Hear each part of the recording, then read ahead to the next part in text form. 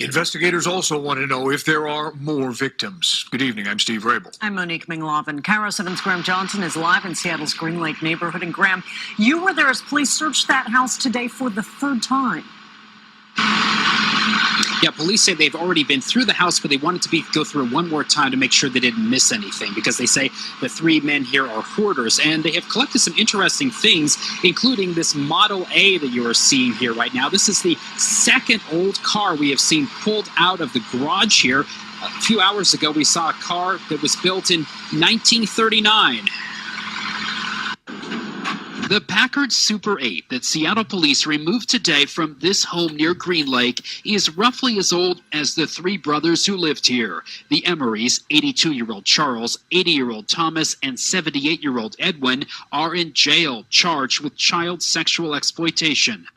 A little bit horrifying, just because every day there's kids playing along these streets. Today, neighbors witnessed the third search of this property by Seattle police as their investigation grows. We're hearing from an awful lot of people now, and we definitely want to hear from anybody that has any information on this. Captain Mike Edwards told us the case that began with a relative finding evidence of child exploitation while cleaning this home is now leading to new tips and contacts with other police departments. Among the most interested, Sheriff Rick Scott of Grays Harbor County. Since 2009, he's been investigating the disappearance of 10-year-old Lindsey Baum. We're certainly very interested in what's developing and the searches that will be conducted and have been conducted at that Shelton property. Scott tells us a major search is being organized for Saturday of this 15 to 17 acre property in Shelton, the home of a fourth Emery brother who is now dead.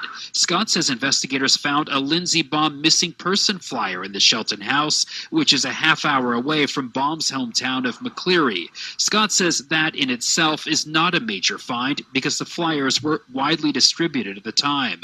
But he notes the Emerys had other relatives in Grays Harbor County. They would have had an opportunity to be in the McCleary area at the time of Lindsey's disappearance. They certainly would have been the type of people that would have victimized a girl her age. This is a call for an uprising. Welcome to today's show.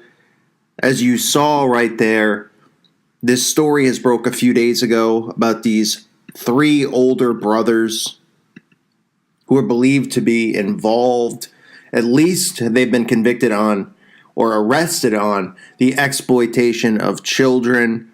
Now they're investigating further to see if some of the missing children in the area is, these stories could be possibly related to these brothers. There's also stories obviously involved in it where people who are family members have been sexually abused by these men. And what's the one thing that's always left out of these stories? I mean, you could see it right there in fine print, but you don't hear the anchors harping on it. You don't hear anybody else out there harping on it. And it says it right there. Police say that detectives found Charles's manifestos about satanic rituals, kidnapping, raping, and killing girls that led them to dig under sheds, searching for evidence of potential murder. So in addition to finding all of this child pornography that these creepy old men have, they find more evidence that connects them to satanic rituals. Yet remember, we're all the crazy ones. What's crazy about it is we're trying to protect children and make people aware that all of these children who are being ritually abused do exist. There's a story there. They're not all making it up. And stuff like this comes out and it says it right in plain sight, just like with the West Memphis 3, right? Talking about, oh, they had a blood contract with Crawley. Oh, all that stuff gets swept under the rug, right? It becomes about different things. It becomes about, oh, well, it was about the clothes they were wearing and how they were different. And it shows you what a dumbed down society we live in because everybody ate it up. Oh, because they liked Metallica and they liked Eddie Vedder and Pearl Jam and all these bands. Because of that, these kids were wrongfully accused. Despite there being enough evidence to arrest them, despite all of this other stuff that connects to pedophilia and the occult and Crowley. And it gets swept under, right? So here's another thing to consider, because I've said this before. We all look, if you want to walk through life with your blinders on, that's fine. You can do that. If you find salvation through Christ, you can walk through life and you don't need to know these things. But we tend to naturally look at the elderly as these innocent, nice people. And a lot of these old women are old witches who are doing this to their granddaughters.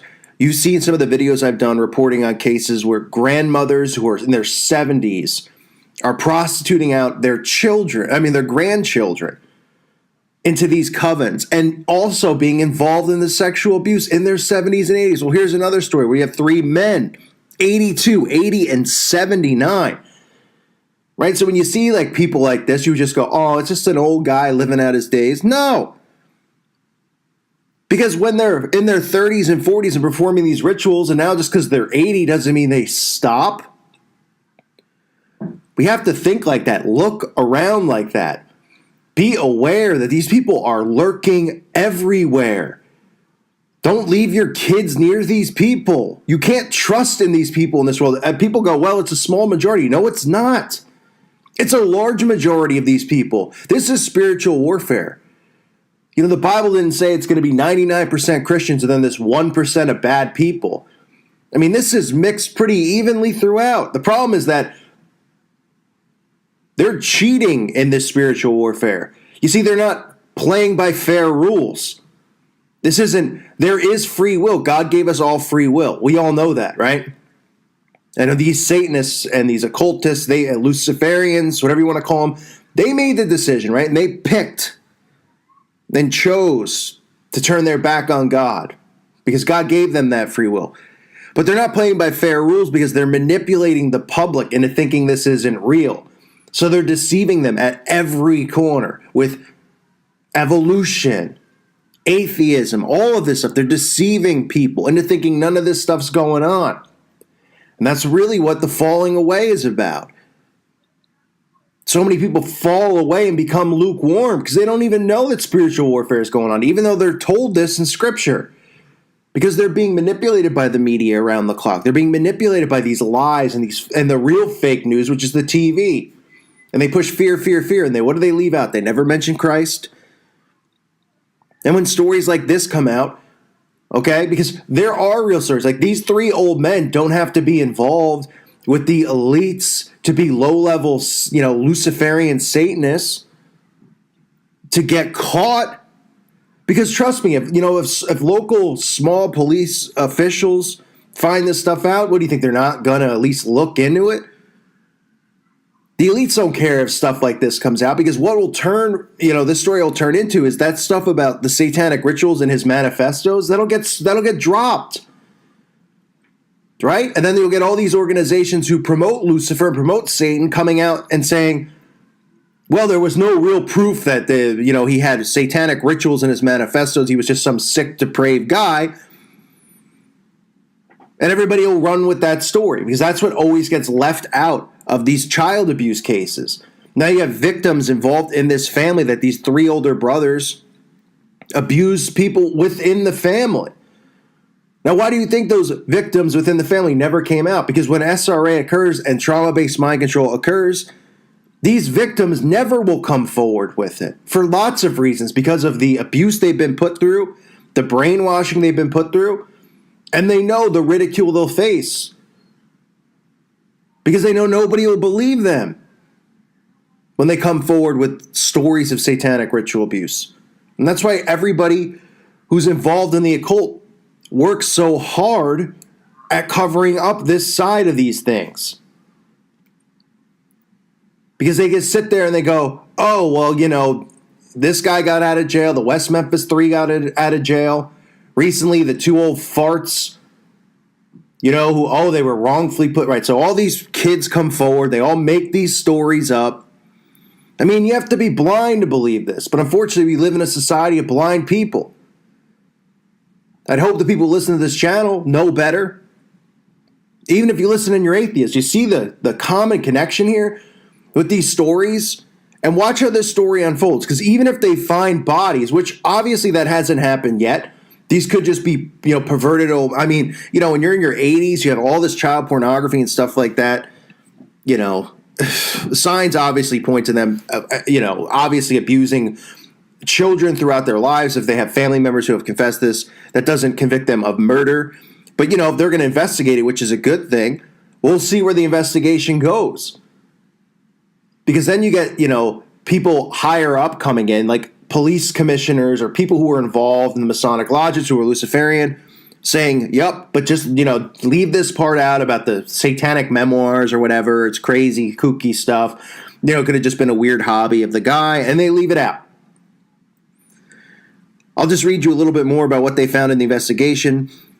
August 19th, Seattle child sex crime detectives say they acted on a tip from the brother's niece who arrived to clean out the garage. The relative called 911 at the home. Detectives collected a staggering amount of child porn. They also found evidence of the sexual exploitation of young girls, as well as children's worn clothing and underwear, children's shoes, toys, and movies. Homeland Security's Internet Child Exploitation Team assisted in the search, which involved digging for potential buried evidence under locked sheds and garages. And that's what just has begun now. Today, they're, supposedly going to other family members, a deceased brother who they believe was involved, and doing digging and trying to see if there's any evidence there. Neighbors in the quiet Green Lake neighborhood along Northeast 59th Street say they always wondered about the dilapidated house and the three guarded, mysterious Emery brothers who lived there since 1962. They said, I'd never seen a girlfriend, a wife, a woman of any type visit the house. And those are things that should raise suspicion. Edwin purchased the home in 1962. Seattle police say the brothers, ranging in age from 78 to 82, began molesting their own sister and eventually molested other young relatives for decades. None of them have ever married. None had their own children or many relationships outside their own siblings. Okay? And like I said, there's the underlying thing right there is about their manifestos, which they don't go into detail other than to say that they found notebooks that had evidence of, satanic rituals inside of it. So I'll keep you posted on this story. These are important when they come out because, listen, they can't control every single story that comes out. They can't. There are people who practice and dabble in black magic and the occult who are not a part, are connected to the elites in any way. And the elites could care less about these bottom feeders. Even if they are their brothers in the occult, they're not going to go out of their way to rescue people that they don't know unless they're connected to them in some way. And then they could be, in trouble, right? So if these old men perhaps say with the child pornography that they found, say perhaps they filmed it or they have videotape of a government official, like the stuff that goes on at Bohemian Grove on tape, then there would be interest from the elites to protect these people or at least destroy some type of evidence. This could just be a sick family who's involved in Satanism, three brothers who are involved in doing this and practice on their own, could be a part of a small coven or cult, or just be Freemasons themselves in their small town. But it doesn't mean that they're not going to be, convicted here, because they're not going to be rescued out of it. But like I said, the thing that'll get dropped, the thing that they'll just ignore is the satanic part of it. They'll just say these three creepy old weird brothers who were molesting family members for centuries have been caught. They found the evidence. And this is what also plants seeds in the minds of people out there to think that, wow, the government's really doing a great job of going after these pedophiles. When in reality, that's not true. It's not true at all. They love these isolated incidents. They love it. Because this is just stories that come out where people go, good, we're going to take care of some of these pedophiles. It makes it seem smaller than it is. And they can point the blame at this some weirdo freak family who, is into incest and all that stuff. And just some weirdos, right? That's what the elite loves. Had they gone in there and found all of this stuff, all of these pentagrams and black, evidence of black magic, and stuff like that, they wouldn't be very thrilled, but because it's just, hey, they found a lot of pornography. Oh, by the way, they found satanic memoirs. They know they can kick that under the bed and nothing will happen and that kind of stuff. That story will not be the focal point of this, when it should, the children should be the first focal point, of course.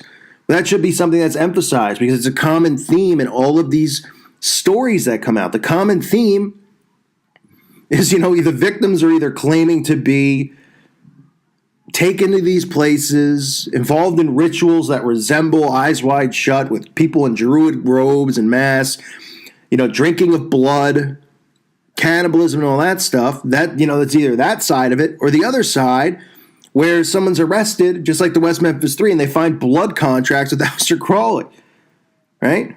But we're the crazy ones, remember that. So I'll keep you posted on this story. I wanted to share it because it's just more and more when these stories come out, you could read between the fine lines and you'll see something there about satanic, ritual, satanic cult, spells and all this stuff.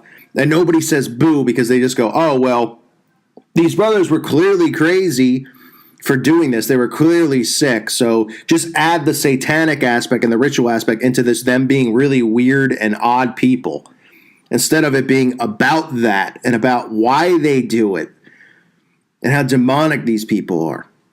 I thank you for listening to today's show. I just want to thank everybody again who's supported the channel. My Patreon link below. Anyone who feels led to support it, it's greatly appreciated. The censorship continues on, but I will continue making videos. I've just been taking a light little breather the last couple days to recharge my batteries, to make sure that I'm, not going to hit a burnout with some of the stuff, because sometimes, you go months at a time reading books, doing videos, and you just got to make sure you don't burn out when talking about this stuff. So just been in prayer and doing some things, so trying to keep myself away from this for a little bit. But I want to thank everybody again who has supported the channel. Love you guys. Thanks so much. God bless all of you and your families.